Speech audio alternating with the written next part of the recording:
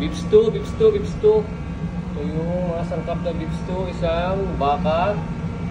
Meron tayong pamintang buo at daon ng laurel. Patatas, carrots, alsal, celery, bawang at sibuyas. Tomato sauce. Lagay yung baka sa pressure cooker. Tapos lagay natin yung bawang. Sibuyas. Celery. Laurel, tsaka yung pamintang buo. Dalawang spoon. Paprika, 2 teaspoon ng paprika. 1 teaspoon ng chili powder. Pepper. Magic sarap.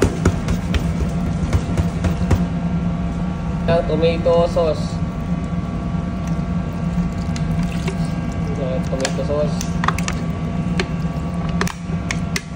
White sugar.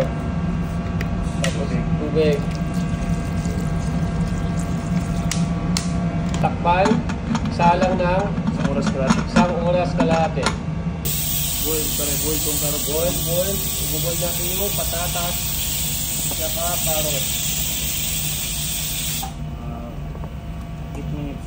8 minutes boil. Yung binuhol na yung patatas saka carrots. Ito yung atsal. Saglit lang, mga 2 minutes. Saglit na to mga 2 minutes lang. Saglit tanggalin. Ay, na-boil na. Tanggalin yung tubig. Salang. Ano salang? Salain.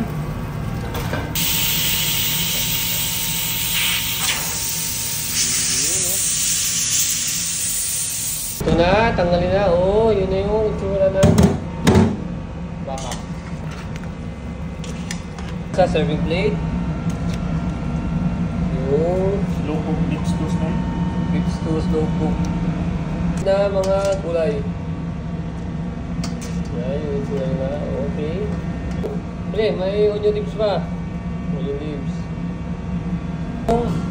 Beef stew style. Slow cook to, slow cook.